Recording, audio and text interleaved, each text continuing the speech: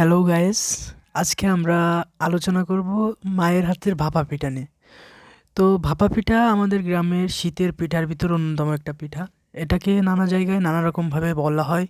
যেমন অনেক জায়গায় ধুপি পিঠা বলে, আবার আমাদের খুলনা অঞ্চলে আঞ্চলিক ভাষা হিসেবে ভাপা পিঠা বা সারা বাংলাদেশে এটা ভাপা পিঠা হিসেবে পরিচিত।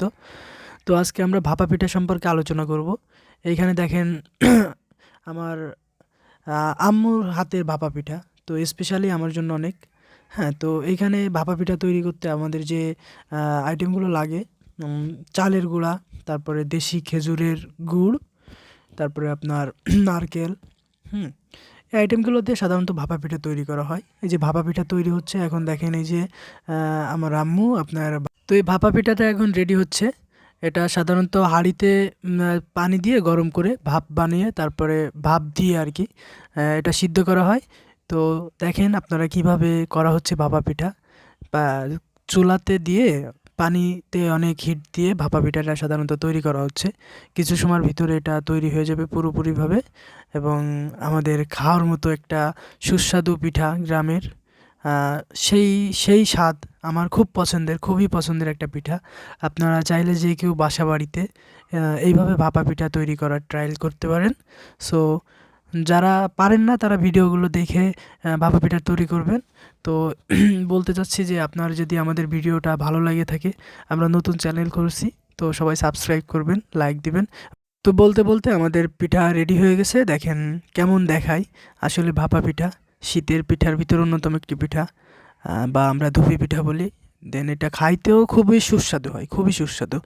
এবং এটা গ্রামের বা আপনার অনেক বা কী বলে আপনার অনেক পরিচিত একটা পিঠা। আবারও সে সেমভাবে তৈরি করতেছে, বাটির উপরে দিছে, দেখেন দিয়ে আবার দেশি খেজুরের গুড় ওর উপর দিয়ে ছিটাই দিবে, আবার সেমভাবে ওই হাঁড়ির উপরে দিয়ে ভাপ দিয়ে আবার এটা সিদ্ধ করবে, তারপরে খাওয়ার উপযোগী করা হবে। তো ভাই আপনারা যারা তো আপুরা যারা এইভাবে ভাপা পিঠা করতে চান, তারা আমাদের ভিডিও দেখে ভাপা পিঠা করতে পারেন। এবং আমাদের ভিডিও যদি ভালো লেগে থাকে, লাইক দিবেন, শেয়ার করবেন, এবং আমাদের পাশে থাকার জন্য বেল বাটনে ক্লিক করে আমাদের পাশে থাকবেন।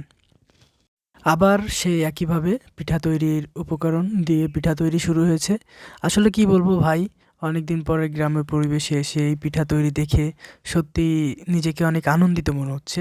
এবং এত সুন্দর পিঠা, এত স্বাদের পিঠা আসলে তো আর সব জায়গায় পাওয়া যায় না। এটা তো মায়ের হাতের স্পেশালি পিঠা, ভাপা পিঠা। তো এই পিঠাগুলো খাইতে হলে আপনাকে যাইতে হবে গ্রামের পরিবেশে, তো আসতে হবে আপনার মায়ের কাছে, তো খাইতে হবে আপনার মায়ের হাতের ভাপা পিঠা। তাহলে আপনি ভাপা পিঠার আসল স্বাদ পাবেন। তো এই সেমভাবে আবারও ভাপা পিঠা তৈরি করা হলো, এবং দেখেন দেখতে কত সুন্দর। এবং এটা খাইতে দেখতে যতটুকু না সুন্দর, তার থেকে খাইতে আরও বেশি সুন্দর হবে বলে আমি মনে করি। তো এটা আসলে ভাই, যারা আপনারা এইভাবে ভাপা পিঠা তৈরি করতে চান, তারা আপনারা ভিডিও দেখে এইভাবে ভাপা পিঠা তৈরি করতে পারেন, এবং ভাপা পিঠা তৈরি করে আপনারা নিজেরাও খাইতে পারেন। এবং এই ভাপা পিঠার ভিডিওটা আসলে নতুনভাবে শুরু করা। তো যদি আপনাদের ভালো লেগে থাকে তাহলে একটু লাইক দিবেন, যদি বেশি ভালো লেগে থাকে তো আপনারা এটা শেয়ার করবেন। দেন আমাদের পাশে থাকার জন্য বেল বাটনে ক্লিক করে আমাদের পাশে থাকবেন। ধন্যবাদ।